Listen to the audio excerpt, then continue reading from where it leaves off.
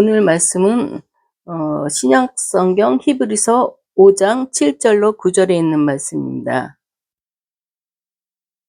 357쪽에 있습니다.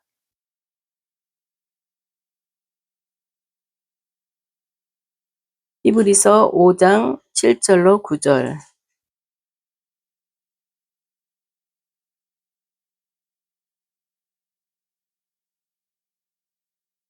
제가 봉독해 올리겠습니다.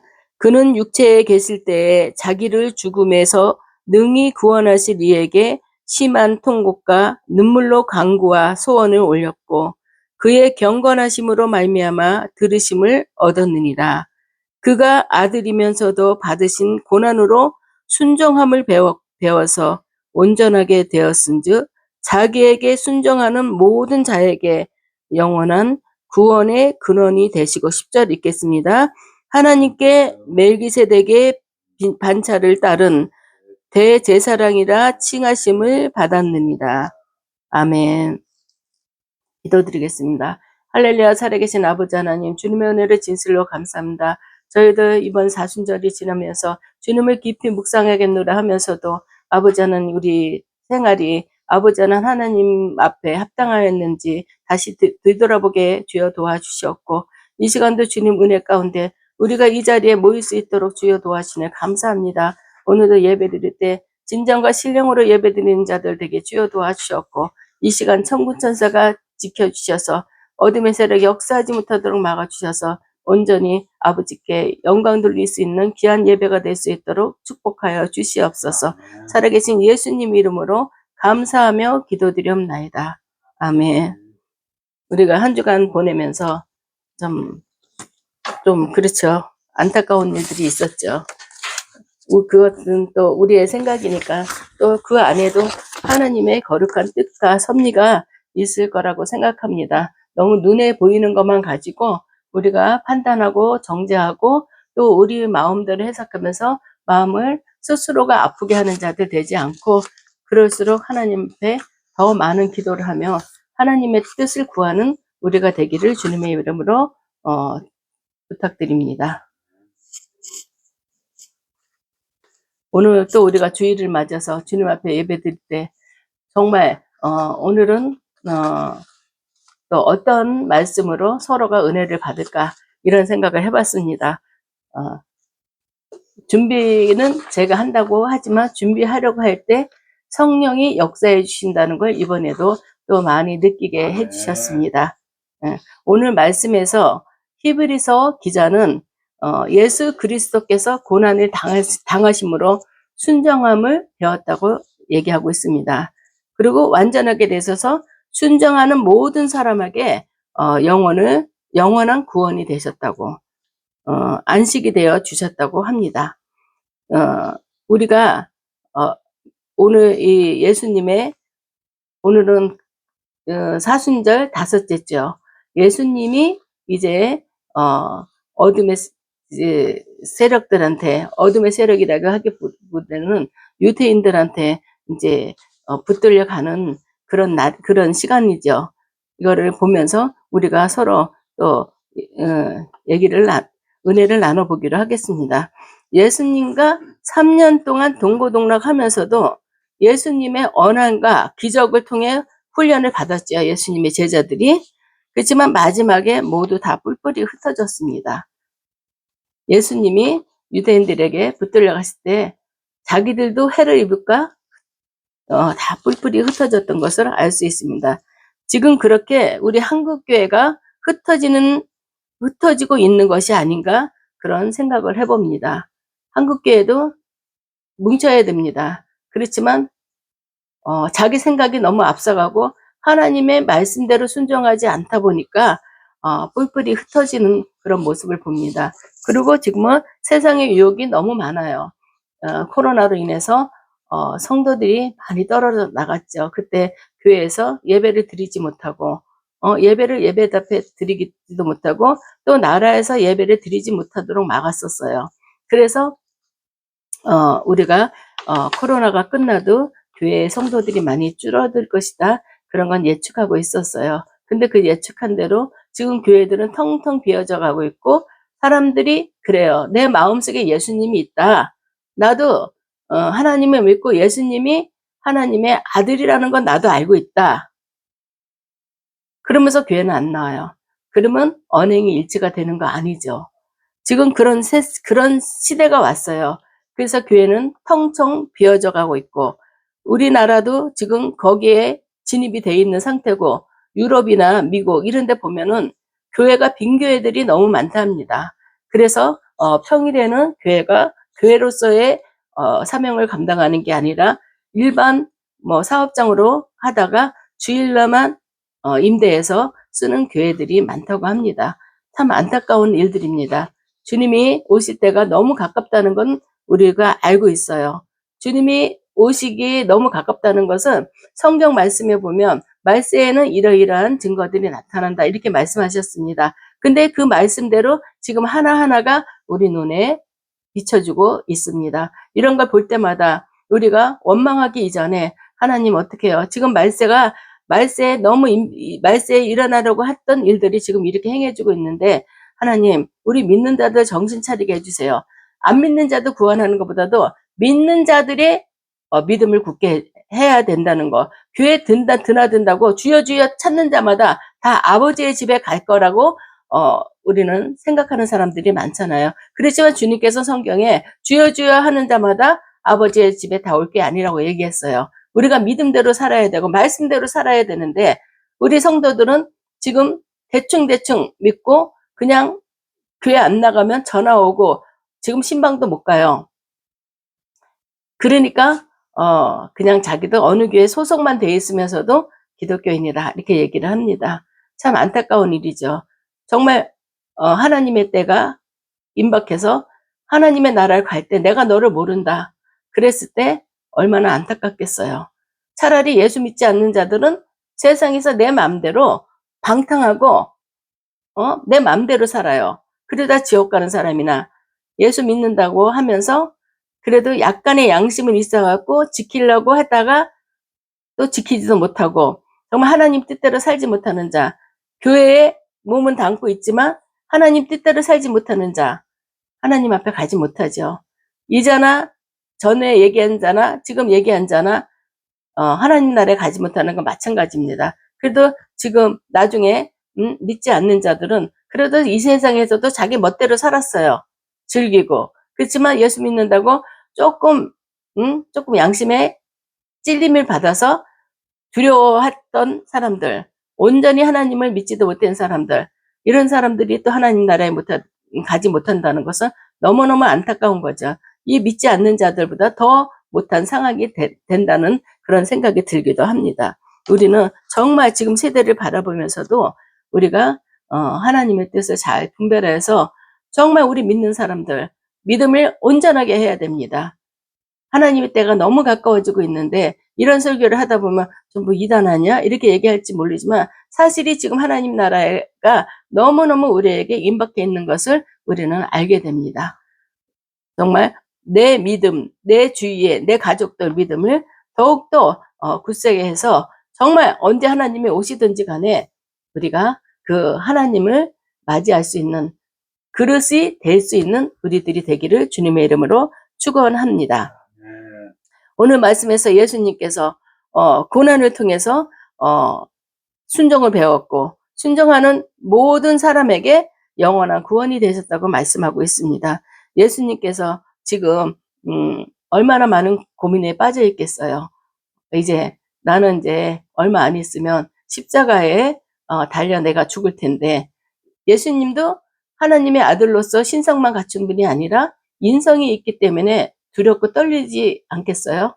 얼마나 무섭겠어요? 어떤 큰 수술을 받아야 된다는 병원의 진단만 받고서도 우리는 그거에 초조하고 두렵고 내가 수술에 들어갈 때 잘 깨어날 수가 있을까?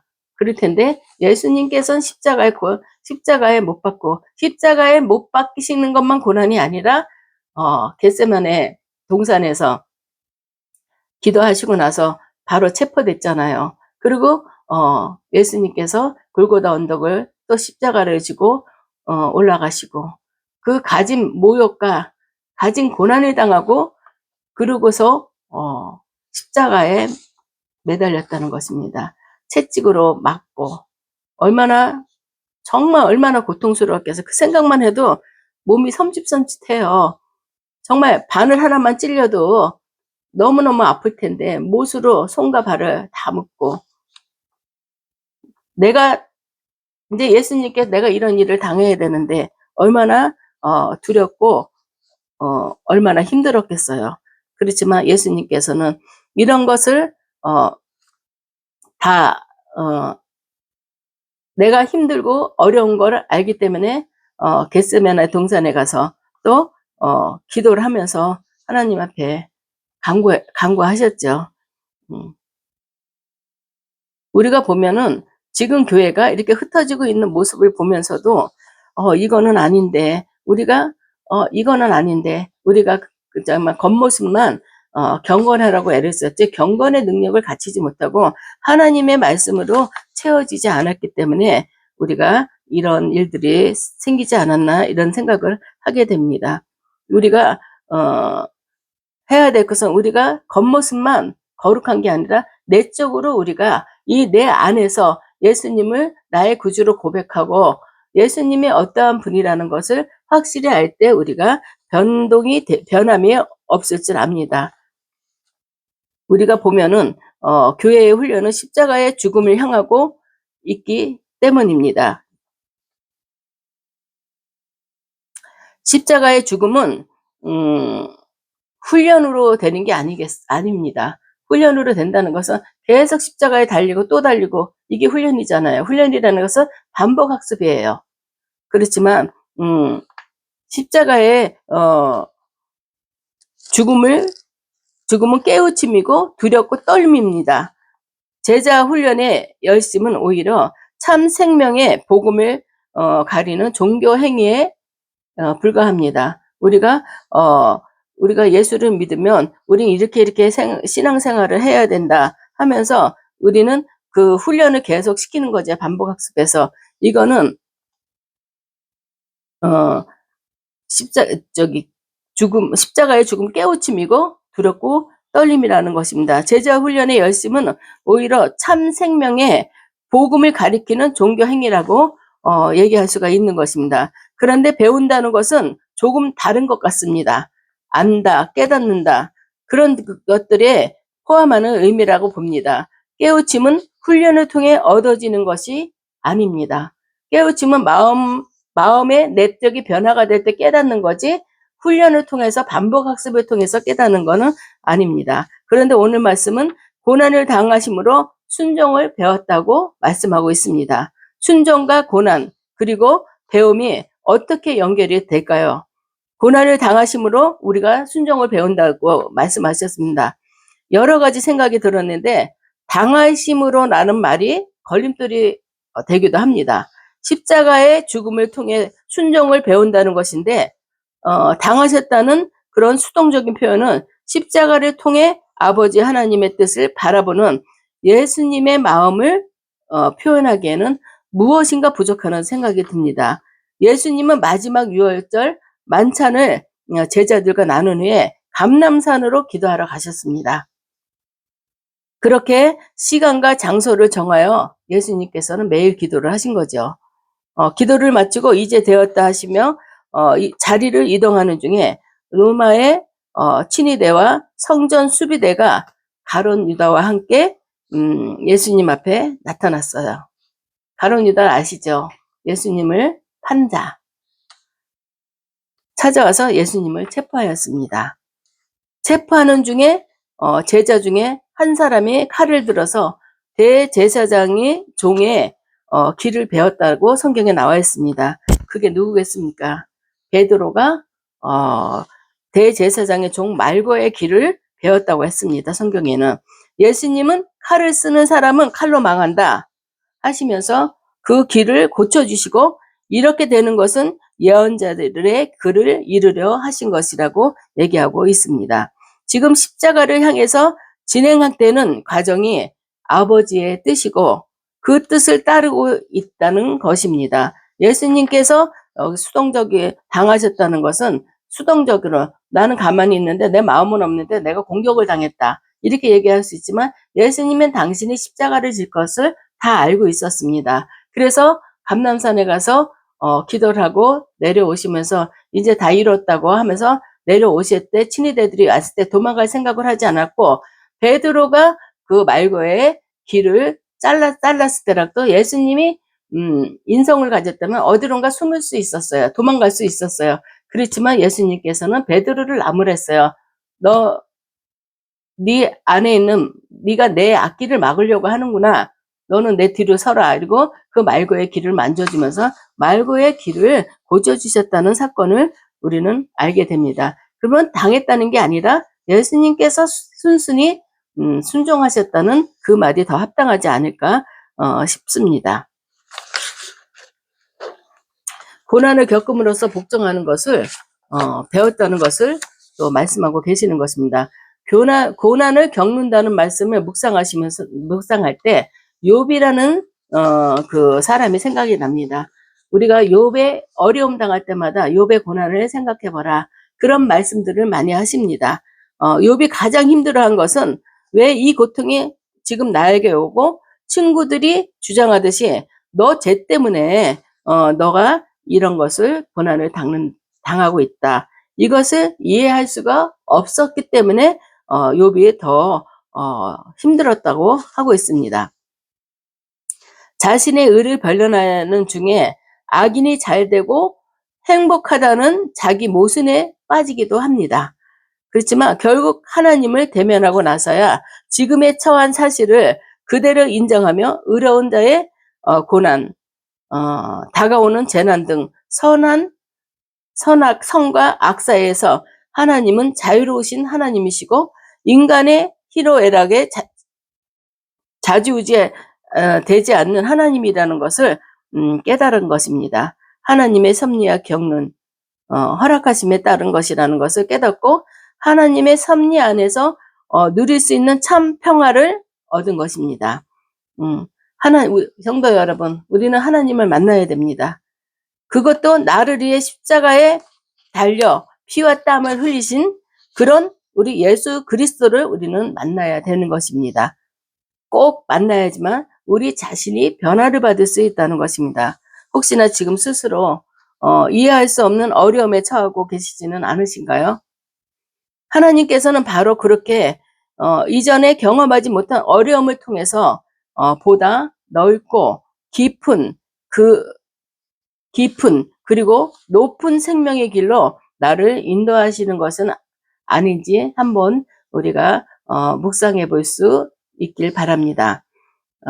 말장난이라고 느낄 수도 있지만 요한계시록 5장 6절을 보면 주께서 십자가에 달려 죽으시고 부활하셔서 영광의 자리에 우편에 앉아 계신다고, 우리가 사도신경 고백할 때 하나님 우편에 앉아 계시고 이 말씀이 우리가 고백하죠. 근데 거기서 죽임 당한 것 같다고 합니다.